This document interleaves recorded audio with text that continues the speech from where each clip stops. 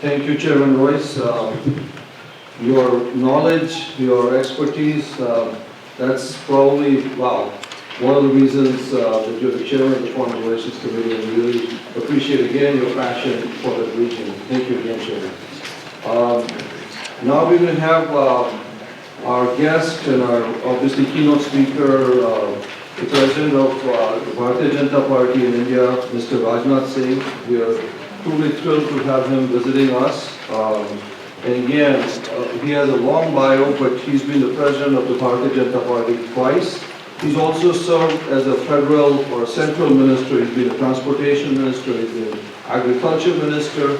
He's done many things in the space of transportation in terms of agriculture. Youth are his passion, women's upliftment are his passion. He travels around the country, all over India, and obviously he's looking forward to building and continuing a strong US-India relationship. We had lunch yesterday, and I really thought that his thoughts were really forward-looking and forward-thinking. And we welcome you, sir, to this conference and to hear your remarks. Mr. Rajnath, thank you.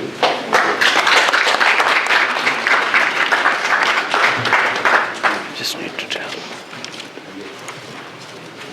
Honorable Chairman, and the distinguished friend of India, my fellow panelists, Mr. Ashraf Hydari, Deputy Chief of India, brothers and sisters. We in BJP are the believers of the ancient Indian dictum, Vasudhaiva Kutumbakam.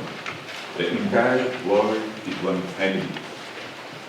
I address all of you, our American hosts, participants from various important think tanks and institutions, embassy and government representatives, as well as members of Afghan, Pakistan and Indian community in that district. My warm greetings, all of you. I convey special greetings to my friends in and from Afghanistan. India and Afghanistan share a millennia old strong civilizational bond. The linkages go back to the Harappan civilization. The spread of Buddhism, followed by the spread of Islam under the Turks and later the Mughals. We in the BJP attach key importance to these age-old bonds as the foundation for a lasting friendship with our northwestern neighbor. I would like to recall that I was the Chief Minister of India's most populous state, Uttar Pradesh, when one of the Afghanistan's most prestigious and admirable historic sites at Bamiyan, which was also the world's biggest statue of Bhagwan Buddha, was vandalized by the fundamentalist regime of Taliban in 2001. At that time, as a symbol of the common commitment of India and Afghanistan to global peace and harmony, I pledged to build a replica of Bamiyan Buddha at Kushinagar in Uttar Pradesh, a town where Bhagwan Buddha had attained heavenly abode. I am sure this conference will be a forum to reiterate that commitment by all the distinguished people here. Chairman, sir, Afghanistan has passed through very difficult times in the last 3 decades. Conflict with the Soviet Union, followed by the repressive Taliban regime, brought innumerable sufferings of the people of Afghanistan. They now deserve peace and stability. We applaud their determined efforts to establish a democratic and progressive Afghanistan. As the world's largest democracy, India would always be there to help Afghan people in their endeavor to democratize. Not only to democratize, but to modernize and stabilize their country. US, the world's oldest democratic nation, will, I am sure, stand with Afghanistan in the long run in its democratic nation-building enterprise. In fact, it was the intervention of the International Security Assistance Force, mostly consisting of the NATO countries, troops actively assisted by the Northern Alliance forces in the end of 2001, that have paved the way for the decline and eventual overthrow of the Taliban regime. India supported this US-led intervention in Afghanistan to overthrow the obscurantist Taliban regime that sheltered Al-Qaeda on Afghan soil. The regime also allowed terror groups targeting India to be trained on the territory. We committed the success of US forces or NATO forces in neutralizing the Al-Qaeda and eliminating its leader found hiding in a military garrison town in Pakistan. We don't make a distinction between the Al-Qaeda and the Taliban on the premise that one primarily targets the West and the other does not. For us, the menace of religious extremism and terrorism is seamless, as the roots of ideology of intolerance are the same and can be directed against any perceived enemy as the situation demands. Despite the success in decimating the Al-Qaeda, the menace of terrorism emanating from the region persists. The attack on the Twin Towers in New York showed the great geographic reach of terrorists.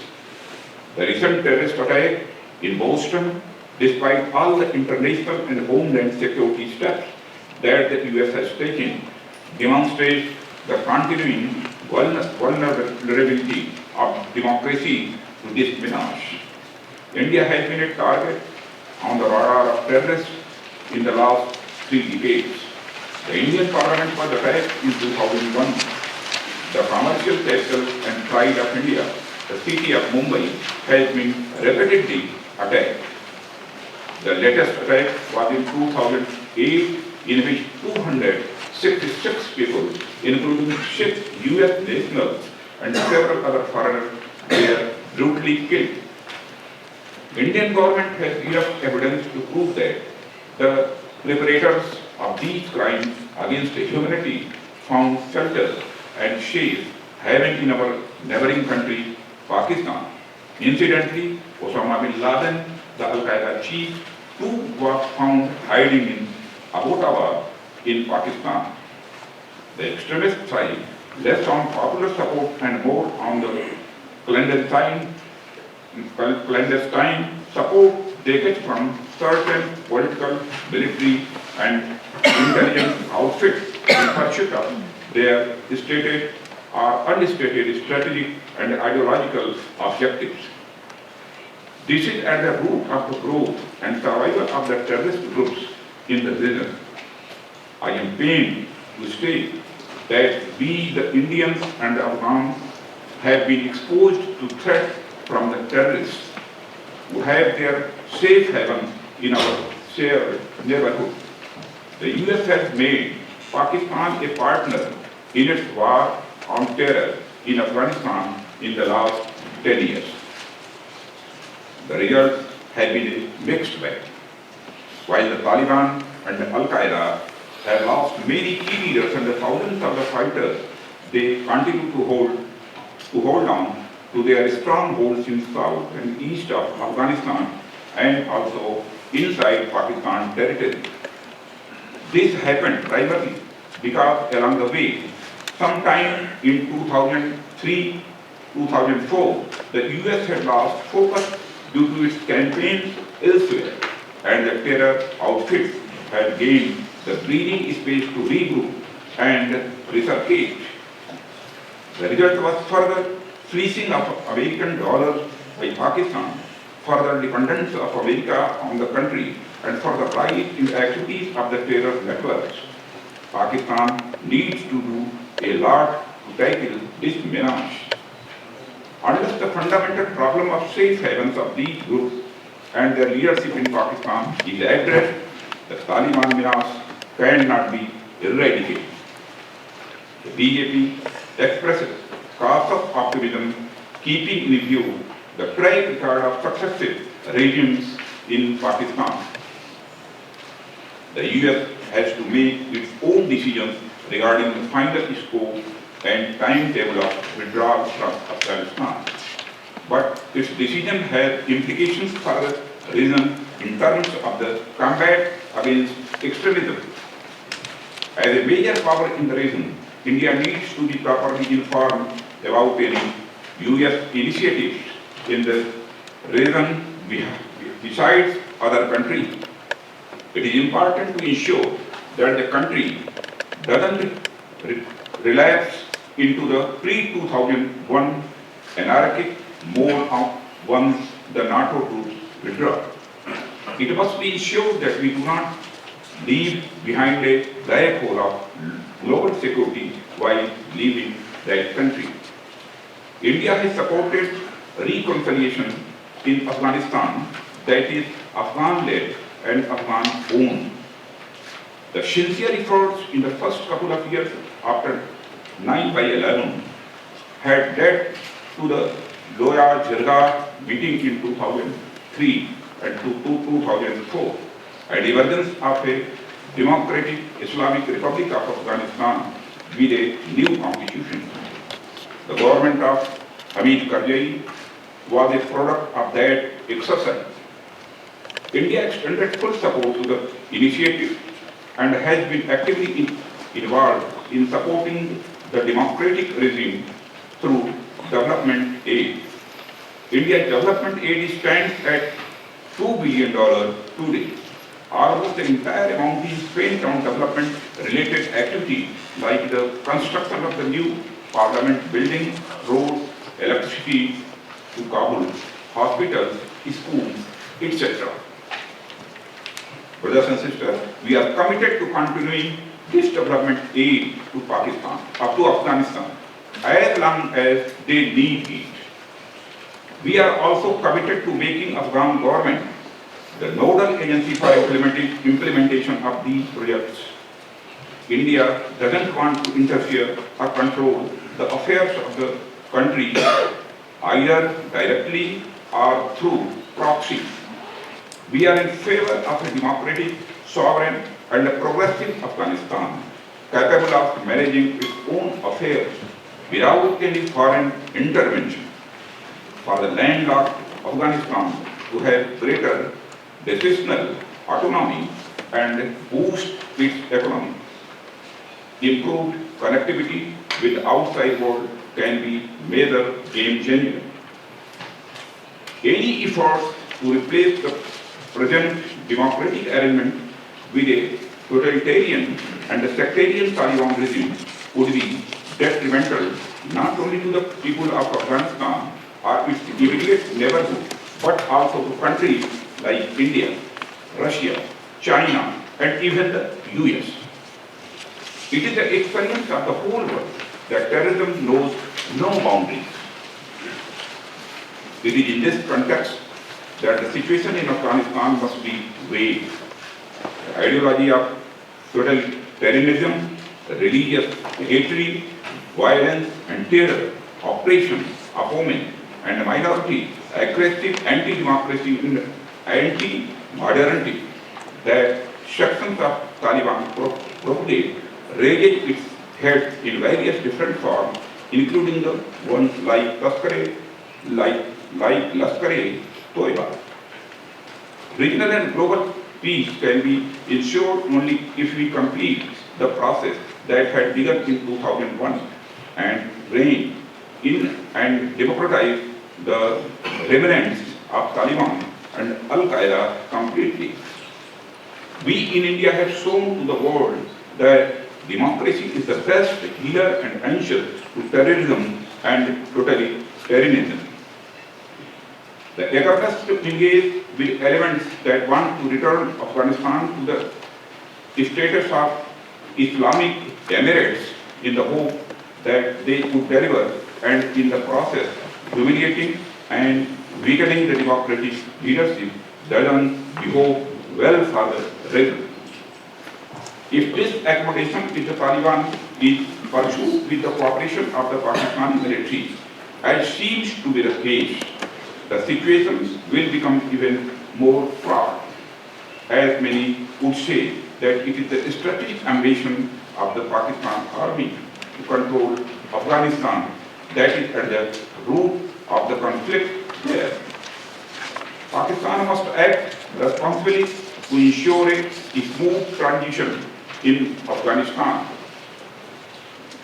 We expect the new Pakistan leadership to show courage and determination to rein in the radical elements within the ISI and the Pakistan army from interfering in the internal affairs of Afghanistan after the NATO forces withdraw. Pakistan must realize that the radical Taliban has caused enormous damage to not only the NATO forces and the democratic leadership in Afghanistan, but also the Baluchs and many others in Pakistan too. The plight of the Baluch people at the hands of these extremists and the terrorist elements calls for serious attention by the international community. It is regrettable that once again an attempt is being made to make believe that the real cause of the Afghan conflict is India-Pakistan rivalry there. This is a travesty of facts that the creation of Taliban, its takeover of Afghanistan, the Taliban Al-Qaeda links, the presence of Osama bin Laden there, the attack on the Twin Towers traced to the Al-Qaeda in Afghanistan, the subsequent US military intervention there, the presence of the Taliban leadership in Pakistan, the killing of NATO soldiers by the Haqqani group and others, and the drone attacks against terrorist targets in Pakistan, none of them have anything to do with India. Afghanistan is a mineral-rich country. To keep it backward and poverty-stricken is a crime against the people. India is willing to invest in its economic development in a big way. Our strategic partnership with Afghanistan embodies our long-term commitment to the political and economic stability of that country within the larger vision of closer ties between Central Asia and the Indian subcontinent built around trade, energy, and investment flows. The best instrument to control the rise of extremist forces in this larger region is economic development and interdependence. A democratic, sovereign, and progressive Afghanistan will usher in peace and progress in the region that includes Iran, Pakistan, India, Central Asian republics, Russia, and China. All these countries, along with the US, should have stakes in ensuring a stable and a peaceful Afghanistan. India and Afghanistan have traditionally been tied together by the Silk Route. If India doesn't share a land border of 106 kilometers with Afghanistan today, it is because of Pakistan's illegal occupation of this historical part of the state of Jammu and Kashmir since 1948. The northern region of Gilgit and Baltistan, whose people are subjected to massive operations and human rights violations today, are a gateway for India to Central Asia with which we have had millennia-old relations. India should get rightful access to Central Asia through the Gilgit-Baltistan region, with connectivity being established between Kargil in India and Kardu in Gilgit. India is committed to supporting the democratic forces in Afghanistan, the nascent Afghan security forces, the Afghan National Army and Afghan National Police, the combined strength of which has reached nearly 350,000, have shown encouraging combat spirit in countering the challenges on the ground, while keeping the overall political and security balances review, India is willing to provide its share of training and non-lethal support in bolstering the defensive capabilities of the Afghan security forces. A democratic, developed, and a progressive Afghanistan has the potential to act as a major springboard for the economic progress and development of the entire region. This will bring smiles back on the faces of our country, light in their households, dollars in their pockets, and most importantly, peace in their neighborhood. Mutually beneficial and supportive India-Afghanistan ties do not stand in the way of Afghanistan's ties with its other neighbors. We would wish Afghanistan to have close friendly ties with all its neighbors and exercise full freedom of choice in this regard. Brothers and sisters, India has the US, India, and simultaneously the US must continue to work together constructively and transparently in ensuring that India gain in Afghanistan is played out smoothly in Afghanistan's best interest and without damaging the interest of its neighbors. All should emerge as winners. Thank you very much.